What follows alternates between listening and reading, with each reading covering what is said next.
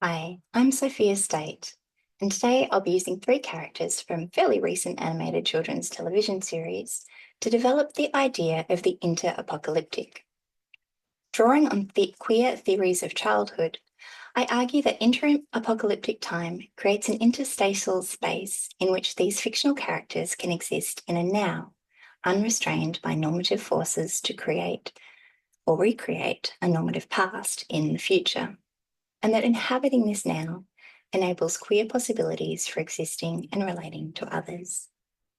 I'll conclude by expanding these ideas beyond the analysis of fictional texts to suggest that the interapocalyptic may be a useful framing for thinking through our current lived experiences and how we approach the concepts of both childhood and futurity in a time of accelerating climate catastrophe. But first, allow me to introduce the characters. Adora is a child soldier who is used and manipulated by the adults around her. She appears in 5 seasons of She-Ra and the Princesses of Power, released on Netflix from 2018 to 2020. Adora discovers that she has the ability to transform into She-Ra, a sort of super soldier created by a now long extinct civilization. Encouraged by the hologram of her long-dead predecessor, Adora rejects both the community of her upbringing and her quote-unquote destiny as She-Ra, and chooses love with her catgirl nemesis over heroic self-sacrifice. Marceline is a 1,000-year-old half-demon girl who survived a nuclear apocalypse and was subsequently turned into a vampire. She appears in Adventure Time, which aired on Cartoon Network from 2010 to 2018. But I'm focusing today exclusively on the 2015 miniseries within Season 7, Stakes. In Stakes, Marceline asks Annabelle, her sentient bubblegum, sometimes lover, to extract the vampire gunk that makes her immortal so she can grow up. But ultimately, she chooses to become a vampire again and pause her development eternally. And finally, Kipo is a girl who sometimes becomes a pink three-tailed mega jaguar, and she appears in Kipo and the Age of Wonder Beasts on Netflix. There are 3 seasons, all released in 2020. Kipo inhabits a world dominated by megamutes, enormous sentient creatures mutated from various animals. Humans have become a subordinate species who primarily live in hiding underground. Kipo carries the gene responsible for the mega mutation, meaning that her DNA could be used to create a cure for the mutation and thus restore human supremacy. She rejects this vision for a future that restores a past order and instead strives to overcome the enmity between humans and non-humans. Each of these characters lives in a post-apocalyptic setting and faces the threat of a new apocalypse in her near future. I am referring to these settings as taking place in interapocalyptic time. This is a temporality between cataclysms, a time in which multiple apocalypses are experienced and expected. However, none of the apocalypses rupture linear time with a clearly definable before and after. This differs from classical understandings of apocalypticism, which assume an ongoing conflict between cosmic forces that will at some point end the known human world and replace it with something completely different. Charles sees this as essentially a religious idea, but it finds secular reinterpretation in the form of a human-created disaster, such as a war that causes a climactic ending that upsets the normal and habitual order of life or society. These understandings of the apocalypse assume a decisive rupture. So there's a before time, and then the apocalyptic event happens, and then a changed world follows. And it's this understanding of apocalypse that is most frequently depicted in popular culture, either as a kind of apocalyptic cataclysm that must be prevented to preserve life as it is, or as a post-apocalyptic setting where new possibilities for life are explored. In everyday life, however, I argue that the apocalyptic is experienced quite differently. To be alive today is to have survived numerous apocalyptic events, perhaps a little bemused at how little lasting effect they seem to have had, and to anticipate many more to come. It's less a sense of one large, slow-moving apocalypse than it is a feeling of trying to live in a state of the inter-apocalypse. And I want to note here Davis and Todd's point that plural Indigenous worlds around the globe have been violently ended in the past several hundred years, but Indigenous communities, Indigenous life, and Indigenous resistance persists.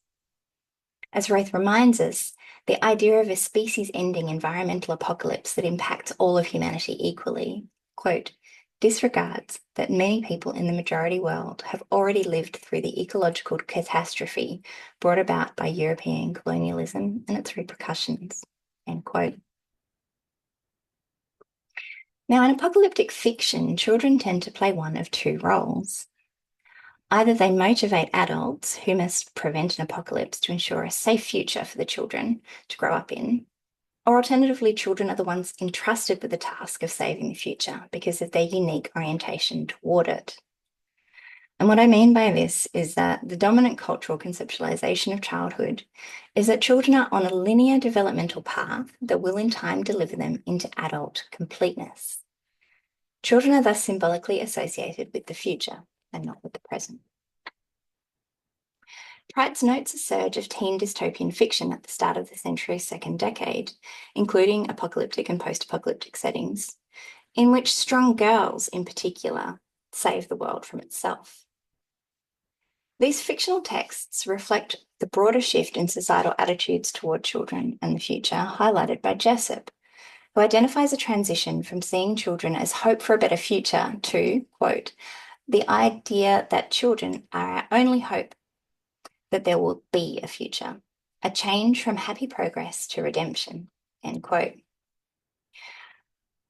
So in centering interapocalyptic time, my aim is to question the often implicit assumption of children's future orientation.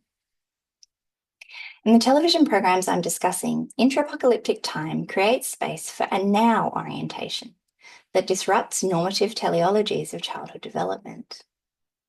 The three young protagonists I'm discussing experience bodily metamorphoses, embrace non-human loves and kin, and prioritize their now over the reproduction of past normativity into future contexts. The entanglement of child, future, and apocalypse is, I argue, queered by the texts I discuss. And what I mean by queered in this context is the questioning and denaturalization of assumptions about the relationship between these ideas. To queer is to deconstruct, while queer includes all that is deemed strange and unruly. Rather than plucky child heroes who avert an impending apocalypse and secure a predictable future for humanity, these texts represent girls who embrace queer affects, growing sideways in multi-critter romps.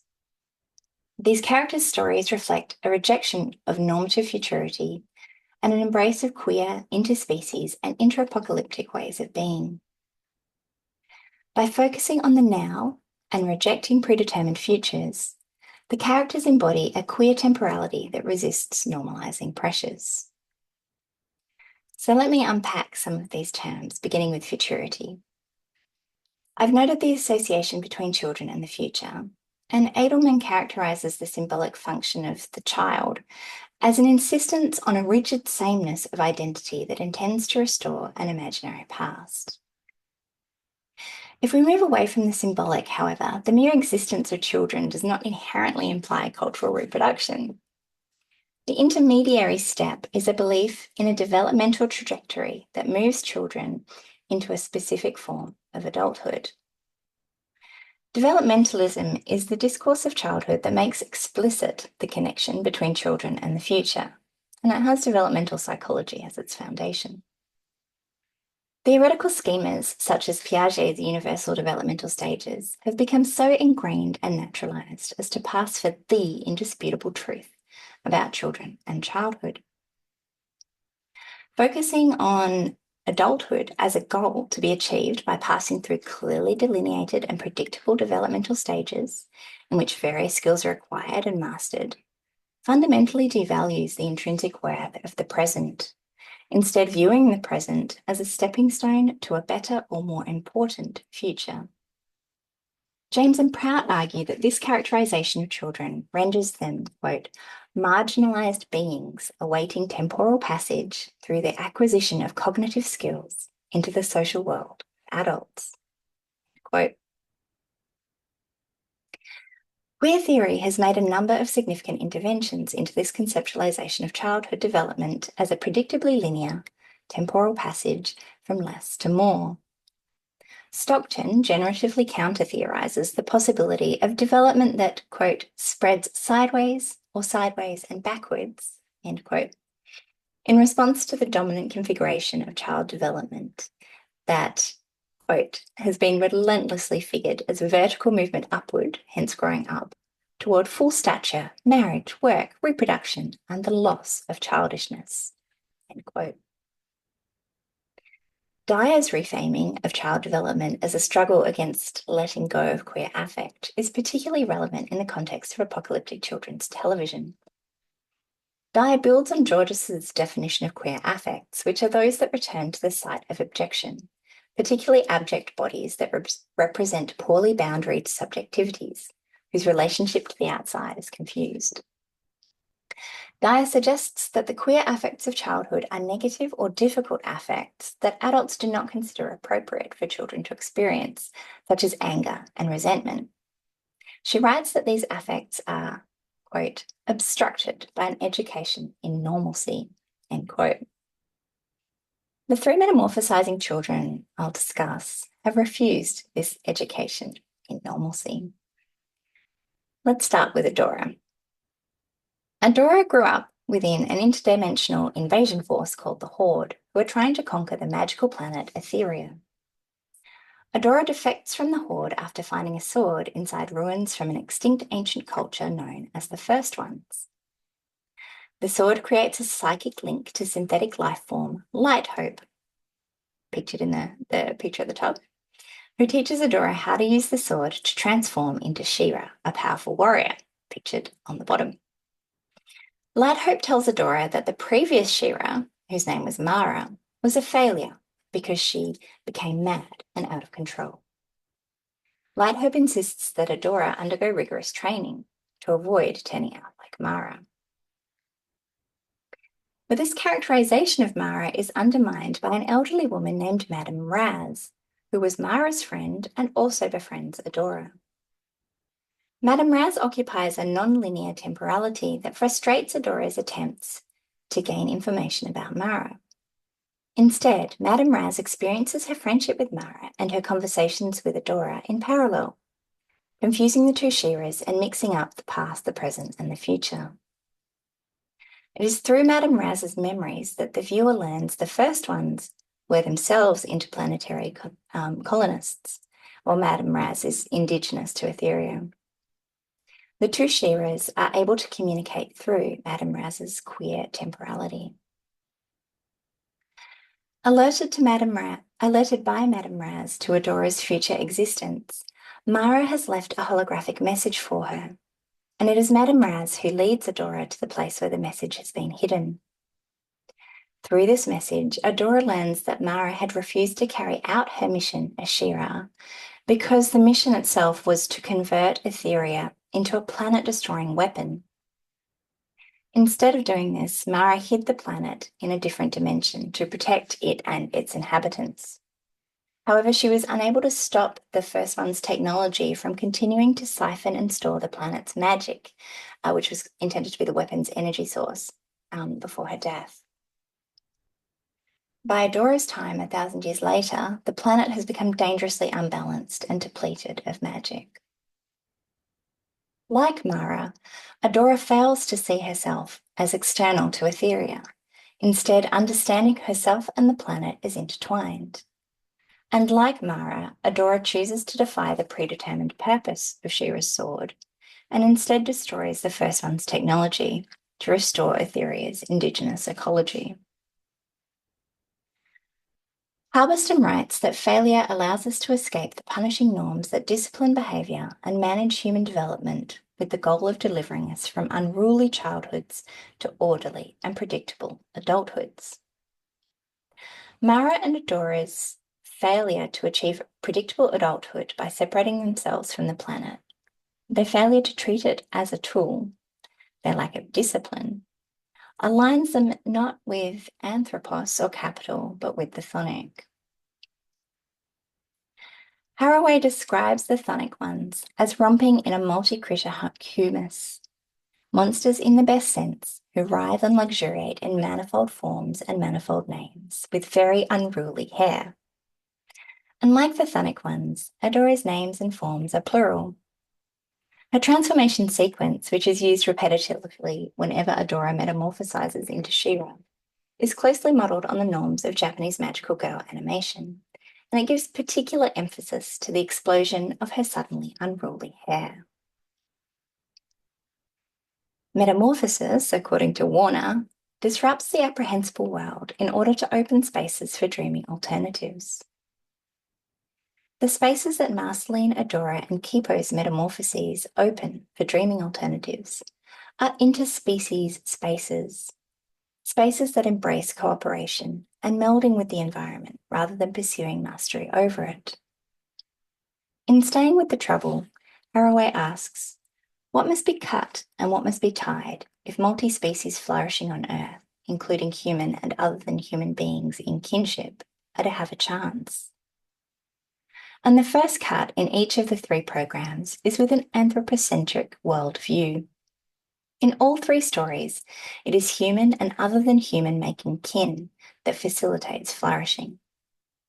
The girls learn to control their metamorphoses with the help of their multi-critter kin, choose community over individualism, and the unruly over the disciplined, now over the future. Marceline, born to a human mother and demon father, survived the mushroom wars as a young child, but lost her mother to radiation sickness.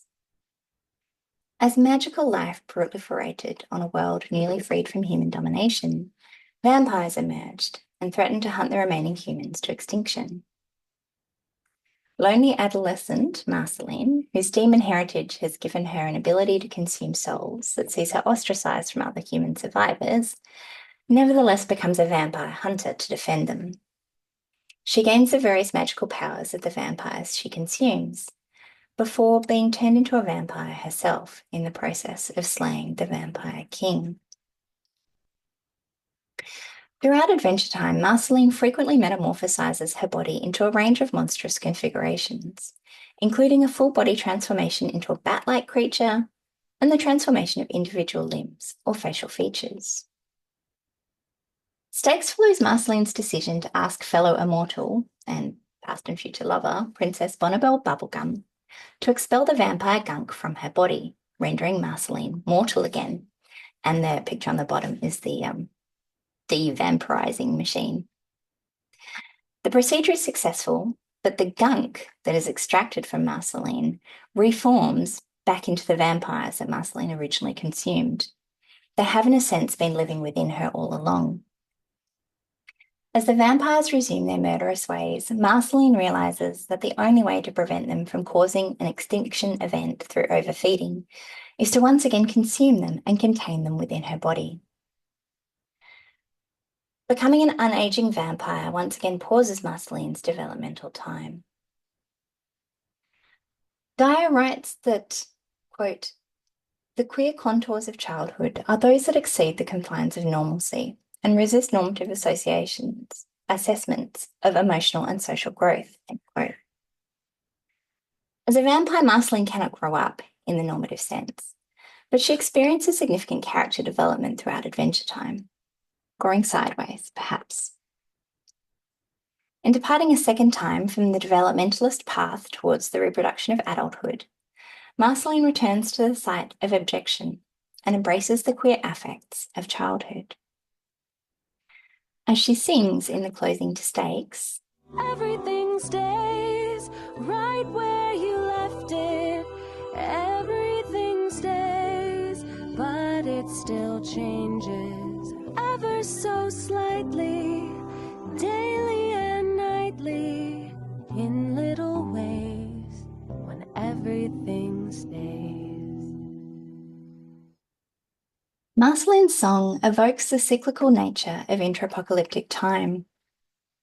Her first transformation into a vampire paused the passage of developmental time, only for it to briefly resume with the expulsion of the gunk, and then pause once again with her return to vampirism. Simultaneously, the rise of the vampires was possible only because of the nuclear apocalypse of the Mushroom Wars, a global conflict that seems set to repeat in a later season of Adventure Time. Everything stays. Kowalski asserts that if the apocalyptic is viewed as cyclical, it must follow that the apocalypse itself is the same one, always repeated over and over. And this is a peculiar assertion. The life cycle always involves birth and death, for example, yet each birth and each death is entirely individual.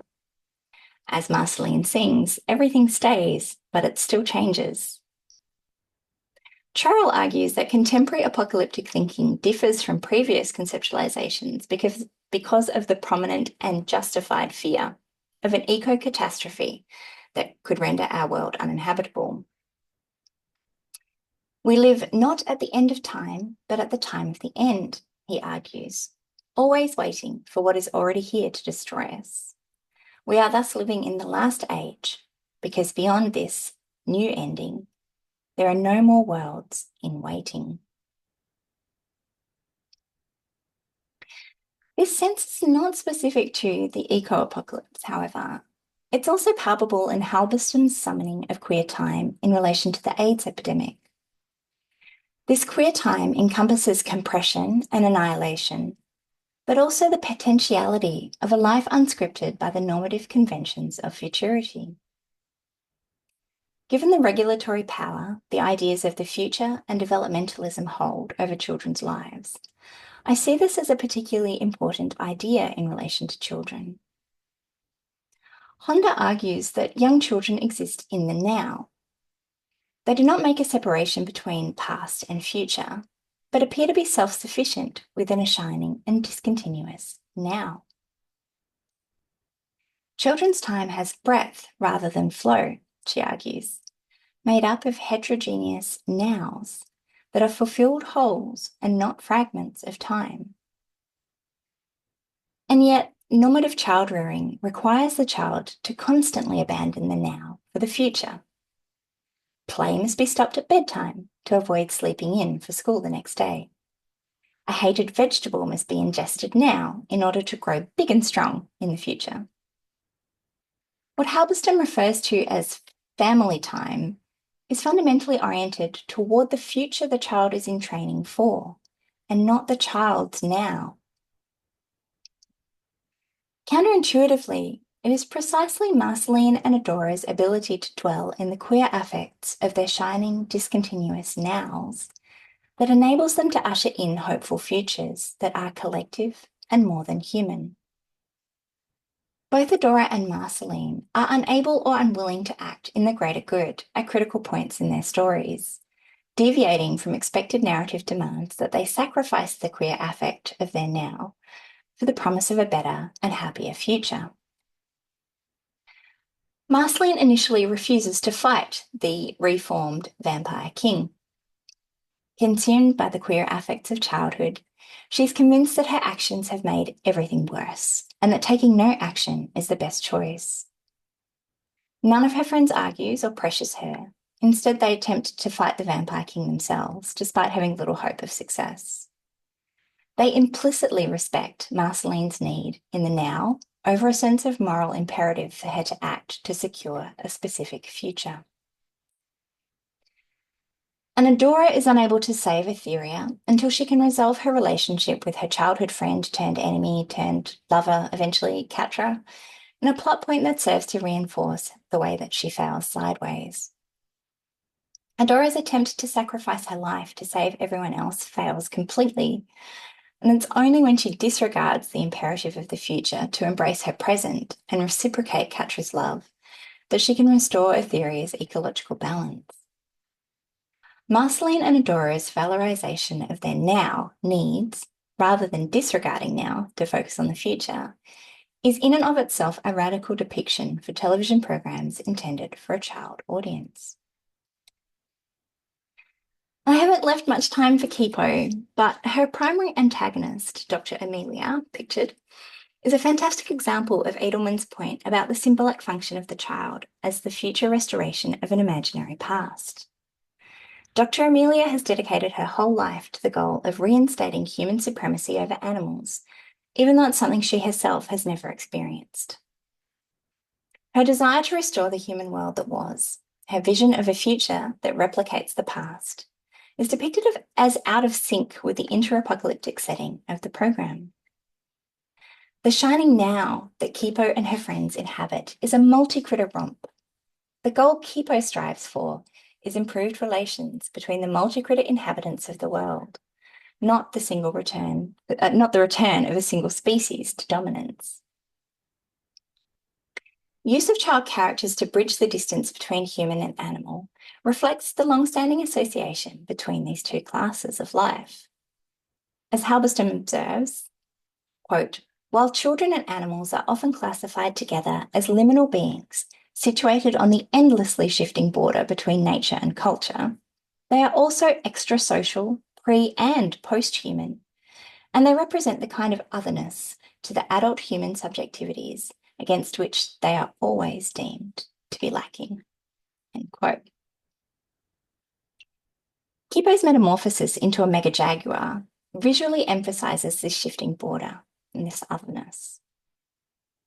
Like Marceline, she does not always metamorphosize wholly, but often transforms individual parts of her body for strategic purposes.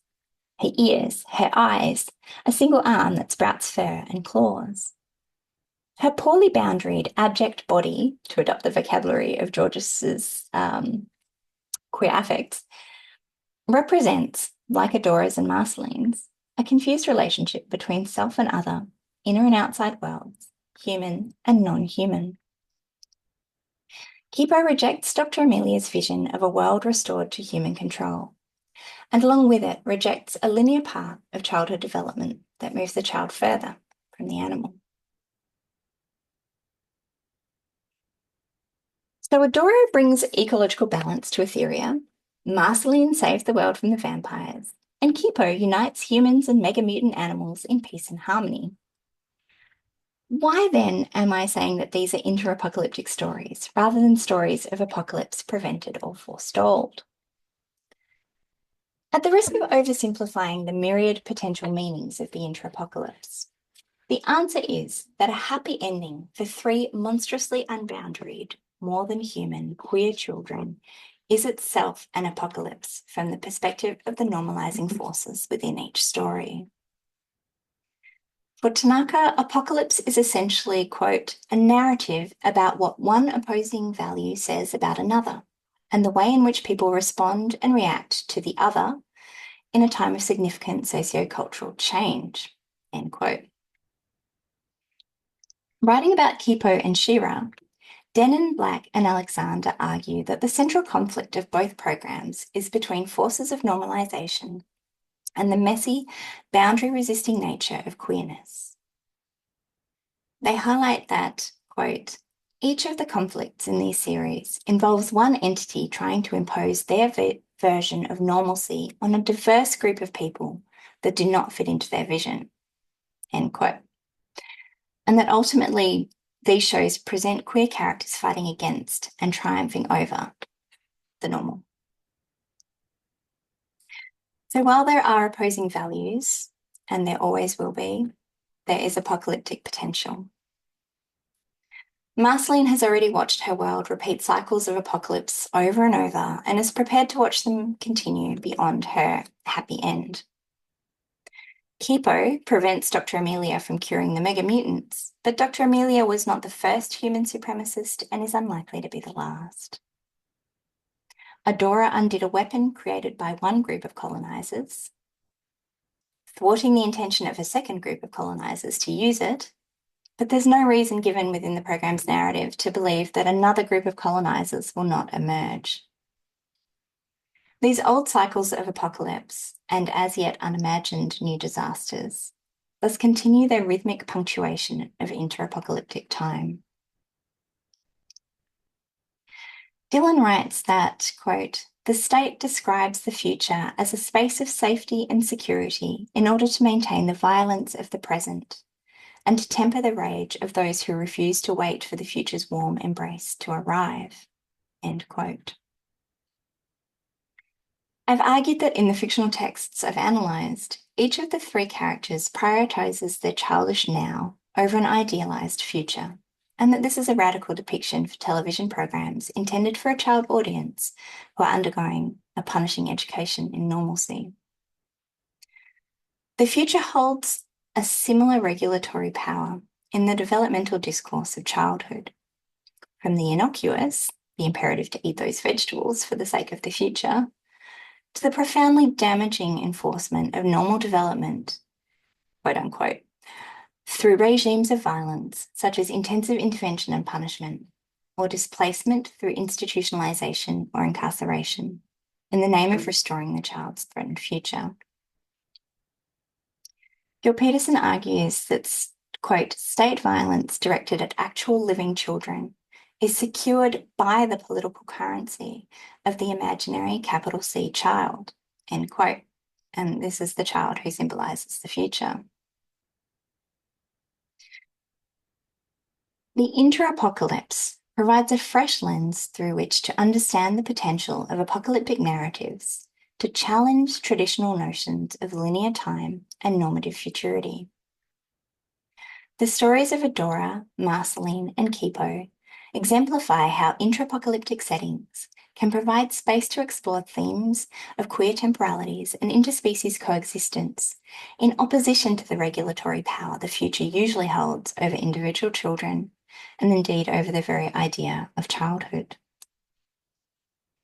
These characters navigate fictionalized settings that nevertheless mirror real global crises, including all too recognizable environmental catastrophes, endless conflict, the ongoing harms of colonialism and extractive capitalism, and the perpetual struggle against forces of normalization. They offer a radical reimagining of what it means to grow and exist in a world constantly on the brink of apocalyptic change. The cyclical nature of the interapocalypse underscores the urgency of addressing environmental and social injustices that perpetuate cycles of catastrophe, but without abandoning the now. These programs do not allow the capital C child to overshadow the fluidity and multiplicity of queer identities embodied by their child characters. By embracing bodily metamorphoses and rejecting predetermined paths, these characters embody a resistance to apocalyptic rhetoric that targets vulnerable lives, demanding that they must be sacrificed to secure a normative future. I want to use these programs to ask, what if children are not the future? What if, instead, children simply are? Thank you.